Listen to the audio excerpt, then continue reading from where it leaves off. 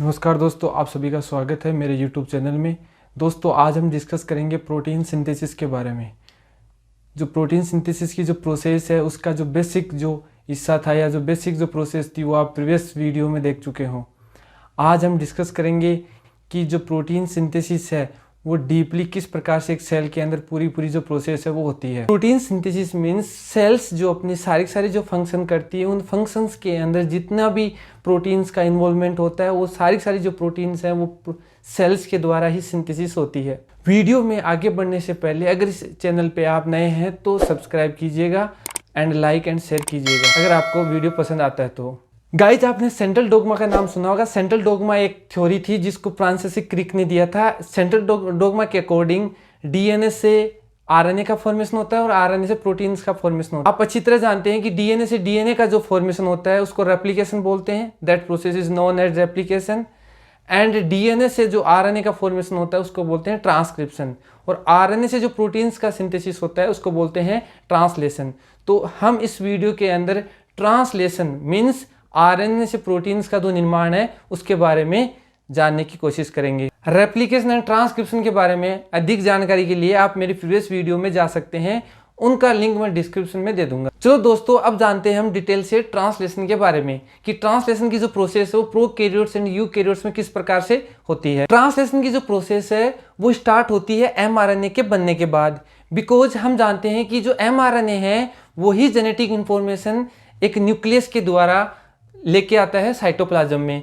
Cytoplasm में मौजूद mRNA, rRNA, tRNA and ribosome जो होता है वो सभी मिलके एक रॉ मटेरियल के फॉर्म में बन जाते हैं, जो कि आगे चल के पूरे जो रॉ मटेरियल है वो पूरा जो कंपोनेंट्स हैं एमआरएनए, टीआरएनए, आरआरएनए, ये सारे के सारे प्रोटीन सिंथेसिस में इन्वॉल्व होते हैं। फ्रेंड्स, प्रोटीन सिंथेसिस का डायरेक्टली कंट्रोल होता है डीएनए के पास। कुछ वायरसेस के अंदर आरएनए जेनेटिक मटेरियल होता है और उनमें जो प्रोटीन सिंथेसिस का जो फंक्शन है वो कंट्रोल करता है आरएनए।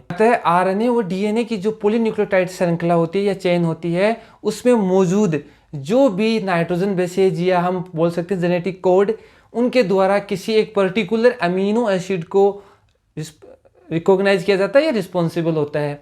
क्योंकि जो डीएनए है उससे आरएनए का फॉर्मेशन हो गया या एमआरएनए का फॉर्मेशन हो गया, और वो एमआरएनए है उसके ऊपर जो जेनेटिक कोड्स हैं, उन्हीं जेनेटिक कोड्स के द्वारा हमारी जो प्रोटीन है वो बनेगी आगे फर्दर।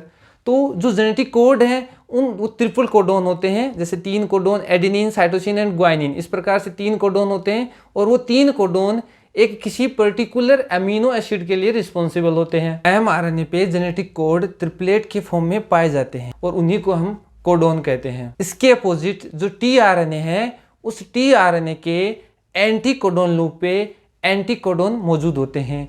वही एंटी कोडोन इस एमआरएनए पे आके बाइंड अप करते हैं। हर एक जेनेटिक कोड का एक निश्चित टीआरएनए है वो मौजूद होता है सेल के पास।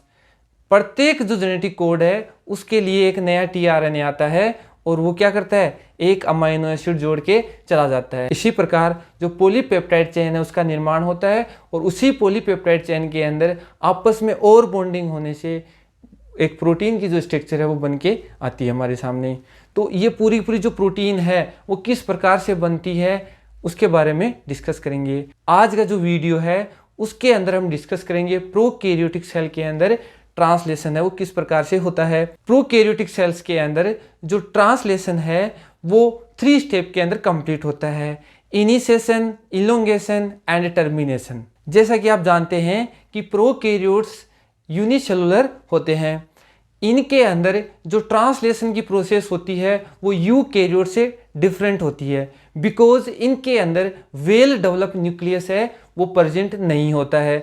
इस वजह से जो भी सारा का सारा जो मटेरियल होता है, जेनेटिक जो कोड होते हैं या जेनेटिक जो भी मटेरियल होता है, वो सारा का सारा जो सेल्स हैं बैक्टीरिया की या किसी भी प्रोकैरियोटिक की सेल है, उसके साइटोप्लाज्म में सारा मटेरियल है वो प्रेजेंट होता है। अब हम सबसे पहले इसके स्टेप्स की बात करें तो उसमें हम जानेंगे कि किस प्रकार से एक टीआरएनए आकर किसी राइबोसोम पे बाइंड होता है और पॉलीपेप्टाइड चेन का निर्माण करता है। तो सबसे पहले जो इनएक्टिव फॉर्म में अमीनो एसिड्स हैं वो क्या होते हैं, एक्टिवेट होते हैं। तो सबसे पहली जो स्टेप होगी वो होगी एक्टिवेशन ऑफ अमीनो एसिड्स। सामान्य तौर पे एक सेल के अंदर 20 टाइप के अमाइनो एसिड मौजूद होते हैं एक प्रोटीन का निर्माण करने में।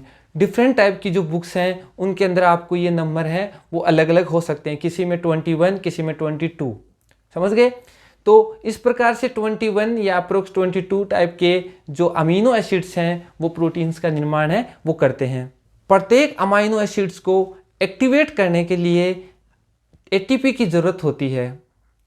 एटीपी एक एडिनोसिन ट्राइफॉस्फेटेज एक एनर्जी का फॉर्म है जो कि सेल्स की विभिन्न प्रकार की मेटाबॉलिज्म रिएक्शंस के अंदर इन्वॉल्व होता है और उस रिएक्शन को एनहांस करता है और अपना इंपॉर्टेंट रोल प्ले करता है। प्रत्येक अमीनो एसिड्स को एक्टिवेट करने के लिए अमीनो एसाइल आरएनए सिंथेटेज की ज़रूरत होती है। ये एक एंजाइम होता है जो कि एटीपी के साथ अमीनो एसिड पे बाइंड होता है और अमीनो एसिड को चार्ज अप कर देता है, अमीनो एसिड को चार्ज कर देता है। तो इससे अमीनो एसिड एक्टिवेट हो जाता है और वो टीआरएनए की जो एक्सेप्टर आर्म है उसके ऊपर बाइंड अप हो जाता है। इसके बाद जो सेकंड रिएक्शन होती है, सेकंड स्टेप होती है, वो होती है कि अमीनो एसिड है वो टीआरएनए पे उनका एडिशन किस प्रकार से होता है। तो अब एक्टिवेट जो अमीनो एसिड है वो टीआरएनए पे कैसे जुड़ेगा, ये है इसका सेकंड स्टेप। इसके अंदर अमीनो एसाइल एएमपी है जो मिक्सर है या जो कॉम्प्लेक्स है वो सारा का सारा कहाँ किसके साथ रिएक्ट करेगा, टीआरएनए के रिसेप्टर आर्म के साथ रिएक्ट करेगा। इस रिएक्शन के बाद अमीनो एसिड टीआरएनए के रिसेप्टर आर्म पे जुड़ जाएगा और एएमपी प्लस एंजाइम है वो रिलीज हो जाएंगे। तो जैसा कि हम पहले जान चुके हैं कि प्रत्येक अमीनो एसिड के लिए एक टीआरएनए की जरूरत होती है, तो मैंने 21 के अप्रोक्सीमेटली जो अमीनो एसिड बताए उन सभी के लिए उतने ही प्रकार के टीआरएनए और उतने ही आपके एंजाइम्स की जरूरत होगी उनको एक्टिवेट करने के लिए। अब इसके बाद की जो रिएक्शन आती है या स्टेप आती है वो आती है इनिशिएशन की, कि जो अब ये सारा एक्टिवेशन तो हो गया, अब इनिशिएशन कैसे होगा। अमीनो एसिड जुड़ के आपस में पॉलीपेप्टाइड चेन का निर्माण है वो किस प्रकार से होता है। तो अब इनिशिएशन में हम पढ़ेंगे कि राइबोसोम है वो किस प्रकार से इन्वॉल्व होता है इनिशिएशन में। अब हमें क्या करना है, जो राइबोसोम है उसको देखना है कि राइबोसोम किस कंडीशन में है हमारी सेल के अंदर। तो राइबोसोम जनरली जो 2 सब यूनिट से मिलकर बना होता है, ये प्रोकैरियोटिक सेल में अलग, यूकैरियोटिक सेल में अलग होता है। जो प्रोकैरियोटिक सेल है उसके अंदर 70S टाइप के जो राइबोसोम है वो प्रेजेंट होते हैं। यूकैरियोट्स में 70S और 80S दोनों टाइप के जो राइबोसोम्स हैं वो प्रेजेंट होते हैं।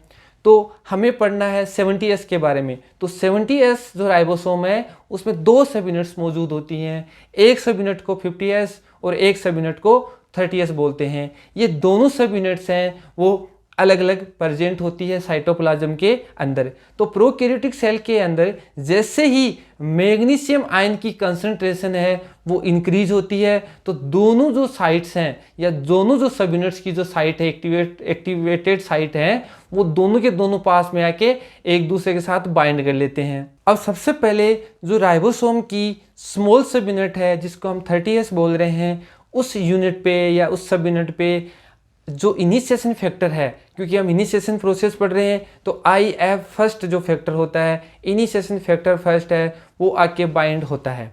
फ्रेंड्स, राइबोसोम के अंदर 3 डिफरेंट साइट्स होती हैं जिसको EPA साइट कहते हैं।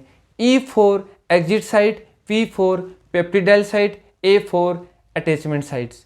तो सबसे पहले जैसे इनिशिएशन की प्रोसेस स्टार्ट होती है एक फैक्टर आता है इनिशिएशन फैक्टर IF फर्स्ट। ये IF फर्स्ट है वो स्मॉल सब यूनिट जो 30S सब यूनिट है उस सब यूनिट के जो A साइट है उस पे आके बाइंड हो जाता है। जैसे ही ये A साइट पे आके बाइंड होगा तो वो साइट इसने क्या कर दिया, ब्लॉक कर दिया।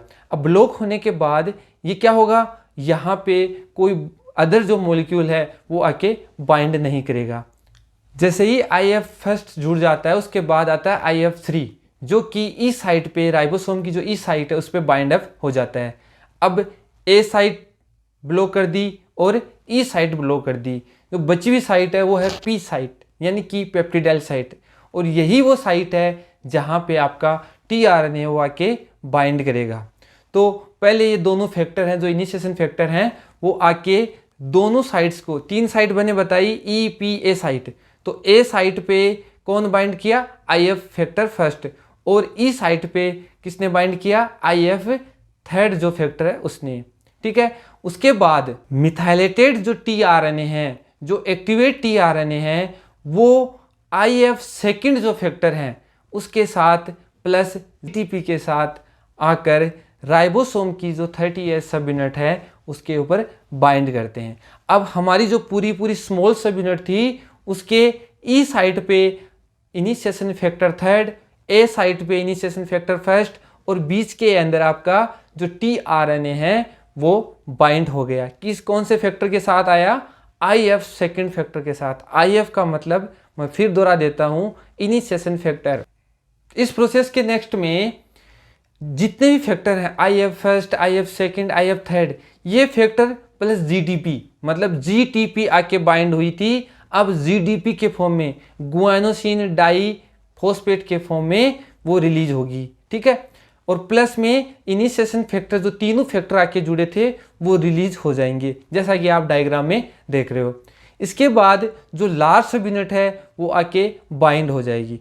तो हमारे पास एक इनिशिएशन कॉम्प्लेक्स बन गया जिसके अंदर राइबोसोम की दोनों सब units plus tRNA methylated plus में क्या है, हमारे पास mRNA मौजूद है। तो इसको बोलते हैं इनिशिएशन कॉम्प्लेक्स, जहां पे हमारा इनिशिएशन है वो कंप्लीट हो चुका है। इलोंगेशन है वो हम नेक्स्ट वीडियो में जानने की कोशिश करेंगे। तो दोस्तों आज हम यहीं तक पढ़ेंगे। नेक्स्ट जो वीडियो उसके अंदर हम इलोंगेशन के बारे में जानेंगे। तब तक पढ़ते रहिएगा, खुश रहिएगा। धन्यवाद, जय हिंद।